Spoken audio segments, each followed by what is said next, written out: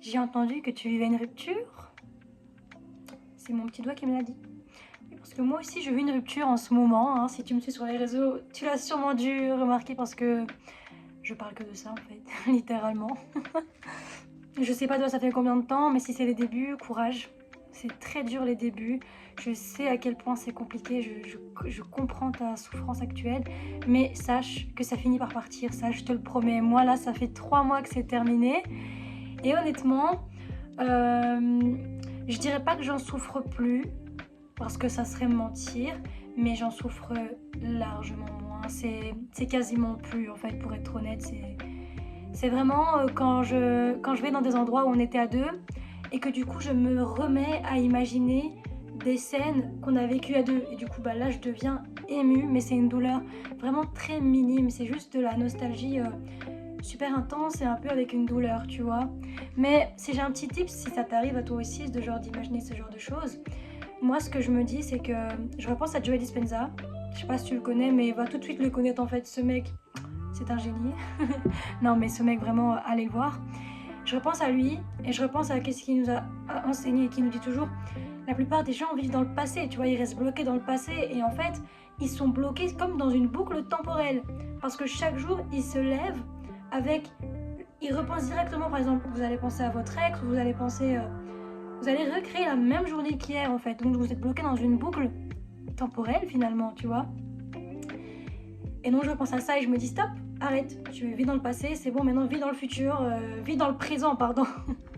Vis dans le présent et c'est bon, le passé est passé, le futur il n'existe pas, tu vois, c'est à toi de le créer et la meilleure manière de le créer, c'est aujourd'hui, maintenant, tout de suite. Sinon, bienvenue sur ma chaîne les gars, c'est ma 3e vidéo, je crois, je suis toute nouvelle sur YouTube comme vous pouvez le voir. Et félicitez-moi parce que je viens d'avoir les 100 abonnés. Je manifeste, hein, les gars, c'est pas encore vrai. Mais non, j'ai vraiment 100 abonnés. Donc bravo à moi. Wouh. Si t'es là pour savoir avancer, pour un peu avoir un guide de comment faire pour avancer quand t'es en plein dans ta rupture amoureuse, et bah t'es tombé sur la bonne vidéo parce que c'est justement le sujet de la vidéo en fait. Je vais vous expliquer moi ce que j'ai mis en pratique, moi ce que j'ai fait pour savoir me relever en fait, parce que je peux le dire, là je suis enfin debout.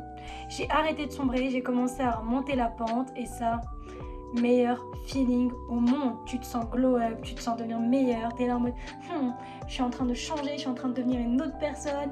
Wouhou. Alors moi les premières choses que j'ai faites, hein, vraiment c'est pas des choses que vous allez penser que bien, mais moi personnellement ça m'a aidé.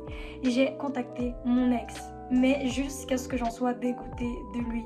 Je l'ai contacté jusqu'à ce que je comprenne qu'il ne voulait plus de moi. Je lui ai envoyé des messages et j'étais très consciente de ce que je faisais. Je savais exactement pourquoi je le contactais. Parce que oui, il y a une partie de moi que quand je le contactais, c'était pour le récupérer en retour. Mais la seconde partie de moi était pour ne plus avoir de regrets et bien comprendre que c'est lui qui ne voulait plus de moi. Tu vois, parce que nous, à la base, on s'est quitté sur un accord commun. Enfin, c'est compliqué. J'ai déjà expliqué cette histoire-là sur ma 2e vidéo YouTube, donc n'hésite pas à aller la regarder.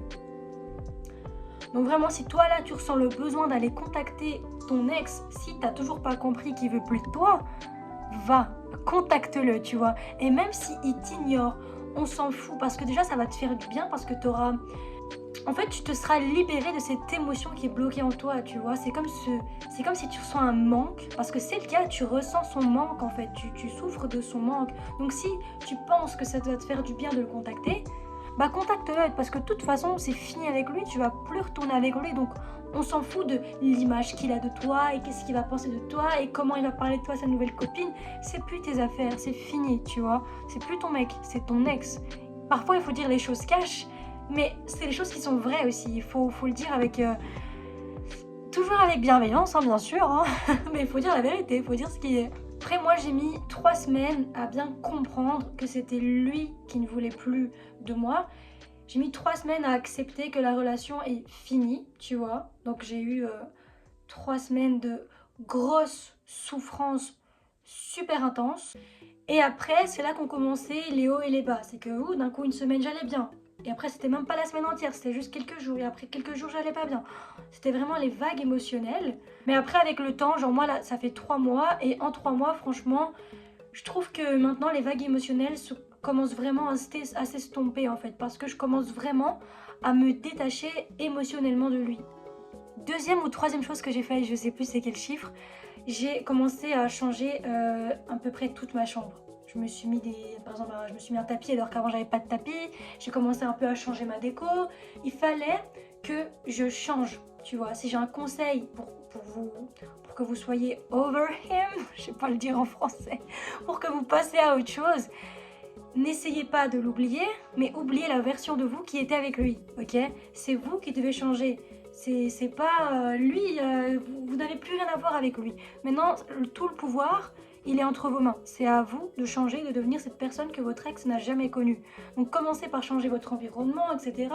Ou regardez même une vidéo de Tam Kaur. Je crois que c'est Tam Kaur. Moi d'ailleurs je l'ai regardé ce matin et je vais grave faire ces petits homework. Vous voyez, elle fait des petits devoirs à chaque fin de vidéo. Je vais grave les suivre et je vous conseille de même de faire pareil en fait. Ok, une fois que tu as un peu changé ta chambre, bloque-le. Parce que maintenant tu es une nouvelle personne. Ok, une fois que tu as fait tout ton travail aussi d'introspection, que tu auras regardé la vidéo de Tam Kaur et que tu auras écrit la personne que tu veux devenir, ou je sais pas, mais juste que tu as une idée un peu de où tu vas, où tu vas en tant que personne que tu veux devenir, et bah bloque-le. Moi, honnêtement, depuis le début, je ne l'avais pas du tout bloqué parce que je me disais, c'est bon, c'est pas grave, on peut rester potes, tu vois, pas potes, mais on peut rester à être amis sur les réseaux sociaux sans qu'on vienne à se parler, sans aller voir le profil de l'autre et tout, parce que moi honnêtement j'y allais plus voir son profil parce que ça me faisait trop mal, et pourquoi j'irais me faire souffrir, c'est pas logique. Donc je me disais bah je vais le garder, et puis finalement bah il est venu voir ma story et j'ai pas du tout kiffé, ça m'a vraiment mis dans le mal et je me suis dit meuf tu peux pas continuer comme ça, si tu le laisses en fait là il était pas abonné à moi mais il était pas bloqué, tu vois, donc il pouvait voir les stories à tout moment. Parce que mon compte est public les gars, le compte Zenifira. Et du coup il est venu voir ma story. Et justement au moment où je commençais à aller mieux les gars, donc c'est vraiment vrai, quand tu commences à aller mieux, bah les mecs reviennent, c'est réel, c'est une dinguerie. Et enfin soit, il est venu voir ma story et là ça m'a vraiment mis dans le mal, je me suis dit mais qu'est-ce qu'il fait? Laisse-moi tranquille, je commence à être en paix, tu viens, tu déranges ma paix. Je me suis dit, je te bloque, je peux pas lui laisser une porte ouverte à ce qu'il revienne à tout moment et décide que ça y est, il me reveut dans sa vie. Non, faut que je reprenne le contrôle et que je sache moi qu'est-ce que je veux. Et moi, ce que je veux, ce n'est pas d'un mec qui ne veut plus de moi, tu vois. Parce que même si un jour il me reveut, il y a bien eu un moment où il ne voulait plus de moi. Donc pourquoi je voudrais d'un mec qui ne veut plus de moi, tu vois? Faut se poser les bonnes questions et faut reprendre les choses en main. Donc j'ai décidé de le bloquer partout. Mais vraiment partout. J'ai même supprimé son numéro de téléphone. Et un truc qu'il faut savoir avec moi, c'est que j'ai encore le numéro de téléphone de tous mes ex-flirts, les gars. Parce que je m'étais toujours dit, ouais, si un jour un de mes ex-flirts me recontacte, je sais c'est qui. Il y a son nom, je sais c'est qui. Mais maintenant, en fait, j'en ai plus rien à faire. Je me concentre sur moi et au moins je suis plus tentée d'aller relire nos conversations, chose que je faisais pas, enfin je faisais rarement, je faisais quand même en fait finalement, mais je suis plus tentée d'aller, en fait tu vois, genre quand je voulais regarder mes photos et que je voulais partager via AirDrop, pourquoi il y avait toujours son nom qui apparaissait, tu vois, son nom de contact là, ça me faisait chier. Du coup il fallait que je supprime son numéro, c'est bon, son nom ne mérite plus d'être sur mon téléphone, et toi de même, parce que il fait partie de ton passé. Donc pourquoi tu as besoin d'une personne de ton passé dans tes contacts? T'en as pas besoin, ça sert à rien. Et même si toi aussi tu te dis ouais mais si un jour il me renvoie un message, je veux savoir c'est qui, eh ben tu lui enverras c'est qui. Et là la réaction qu'il peut avoir, ça peut vraiment... Je crois que c'est même encore mieux que tu lui répondes c'est qui, tu sais. Je peux t'assurer que ça touche son ego, surtout les hommes, hein. Franchement. Moi, une fois que j'ai fait toutes ces choses, j'ai commencé à m'acheter des nouveaux vêtements. Ça, c'est un nouveau vêtement. Parce que je me suis dit, c'est bon, je suis une nouvelle personne. Donc, je porte plus les mêmes vêtements qu'avant. Je me réincarne. Je deviens quelqu'un d'autre. Une personne que mon ex n'a jamais connue et qu'il ne connaîtra jamais. C'est ça le but. En fait, c'est pas vraiment le but. C'est pas lié à notre ex, tu vois. On s'en fout de eux. Le plus important, c'est ton bonheur à toi. Et pourquoi tu fais ça, c'est pour toi. C'est pas pour prouver à ton ex que t'as changé, que t'es devenue meilleure, que t'es devenue plus forte. ton ex, ça tombe, il s'en fout, mais complètement. Et en plus, nous, on s'en fout de ce que eux pensent de nous, tu vois. Le plus important, c'est ce que nous pensons de nous-mêmes, ok? Le plus important, c'est d'être aligné avec soi-même, hein, les gars. Si t'es pas aligné avec toi-même, mais tu vas être aligné avec qui, genre? Ok, 4e ou 5e chose que j'ai fait, je sais même plus les chiffres les gars, c'est que j'ai commencé à faire des méditations de self-love, des méditations d'amour de soi, pour juste combler ce manque, ce vide qu'il a laissé, tu vois. Parce que quand il est arrivé dans ma vie, je n'étais pas encore formée, je n'étais pas encore une personne pleine et complète à moi seule. Du coup, quand il est parti, il a pris une partie de moi, tu vois. Donc il a laissé un vide en moi. Et il fallait que je comble ce vide d'amour propre. Et la méditation, les gars, comment je vous recommande. Par contre, le plus dur, c'est de rester consistant, de rester constant dans ces méditations. Parce que moi, j'ai du mal en ce moment. Parce que les gars, une rupture, on se comprend, c'est compliqué, c'est vraiment difficile. Parce que faut se reconstruire et ça prend du temps. Moi, ça fait 3 mois. Je trouve que c'est encore super frais, c'est encore récent, mais je suis déjà super fière de moi, que j'arrive à aider d'autres personnes qui vivent une rupture et que moi-même, j'arrive à m'aider moi-même. Je m'auto-aide. C'est vraiment génial. Ça a coupé, les gars. Mais du coup, je disais, quand tu vas méditer et faire des méditations d'amour de soi, tu vas venir combler ce vide d'amour propre. Et là, ça fait toute la différence, tu vois. Dans un sens où tu vas pas venir combler ce vide d'un amour de quelqu'un d'autre, tu vois, les relations pansement. Moi, je suis pas ok avec ça, tu vois. Mais bon, chacun fait comme il veut. Mais moi, personnellement, je préfère combler ce vide d'amour propre. Parce que au moins, maintenant, quand je serai devenue une personne pleine et complète à moi-même, parce que là, le manque, le trou, je trouve qu'il n'est pas encore assez complet. Il faut encore que je continue mes méditations. De toute façon, ça, je vais pas lâcher. Il faut continuer tout le temps. Ça aide de fou.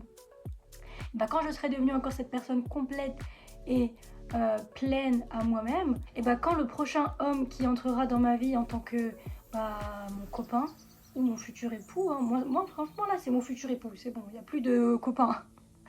Et bah au moins lui quand il viendra, et si un jour il part, parce que franchement tout est éphémère les gars, donc il peut se réveiller un matin et oh bah non écoute tu changes, tu corresponds plus. Ok, bah je serai ok, en mode c'est bon. Ok, tu peux y aller. Bien sûr, je pense qu'on va quand même souffrir un peu du manque de la personne, mais pas autant, parce qu'on aura travaillé sur nous-mêmes, on sera devenu super forte, super fort pour les mecs qui me regardent, chanter. Même si je pense qu'il y a plus de meufs que de mecs, honnêtement. Et du coup, on sera devenus des êtres à part entière, et quand il va partir, il va plus nous arracher une partie de nous comme la première fois. Mais la première fois, c'était une leçon. C'était pour nous apprendre l'amour de soi. 6e chose les gars, je vous conseille de commencer à reprendre soin de vous. Mais ça je pense que ça va de pair avec amour de soi parce que d'office, quand vous commencez à vous aimer, à tomber amoureuse de vous-même, ce que vous faites c'est que vous commencez à prendre soin de vous, à vous apprêter, à vous pomponner là, vous maquiller, vous faire, je sais pas, vous prenez juste soin de vous. Et ça fait du bien parce que du coup t'es là, tu prends soin de la personne que t'aimes. Comme quand tu faisais avec lui, quand tu étais en couple avec lui. Sauf que là, tu es en couple avec toi-même. Tu te dates. T'es pas célibataire. Tu es en couple avec toi-même. C'est encore mieux. La vérité, c'est encore mieux.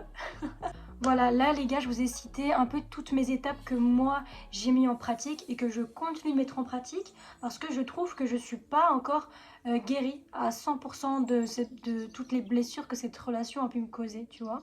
J'ai encore besoin de travailler sur moi-même. De toute façon, je travaillerai toujours sur moi-même. À 30 ans, 50 ans, 100 ans, ça je sais pas si j'ai de la chance déjà de vivre jusque là, mais je travaillerai toujours sur moi-même. Je suis une éternelle étudiante de la vie et étudiante de moi-même, tu vois. Mais je pense que même si je continue à travailler sur moi-même, un jour je pourrai en guérir, tu vois. Là, j'en suis pas encore guérie, mais c'est pas grave parce que je trouve que j'avance bien. Je trouve que j'avance déjà, tout simplement. C'est même pas j'avance bien, j'avance. Et ça, c'est génial. Même toi, tu peux être fier de toi parce que déjà, tu regardes cette vidéo. Ça veut dire quoi? Ça veut dire que tu veux travailler sur toi. Tu travailles peut-être même sur toi à l'heure actuelle. Déjà, rien que de regarder cette vidéo, c'est faire un petit travail sur soi parce que tu réfléchis, tu commences à réfléchir à ce que je dis. Ah ouais, elle a raison, ça je suis pas d'accord. Puis tu vas peut-être faire une introspection. Donc tu peux être fier de toi. Bon, sinon, merci aux 100 personnes qui ont regardé ma vidéo. Oui, 100 personnes, je manifeste, les gars. Faites genre dans les commentaires qu'on était 100, non? On était 100 finalement, hein, les gars, hein? Merci beaucoup à toutes les personnes qui ont regardé ma vidéo. Et je vous souhaite une bonne guérison. Et on se revoit très vite. Dites-moi dans les commentaires si vous voulez d'autres vidéos sur ce sujet ou autre. Bye!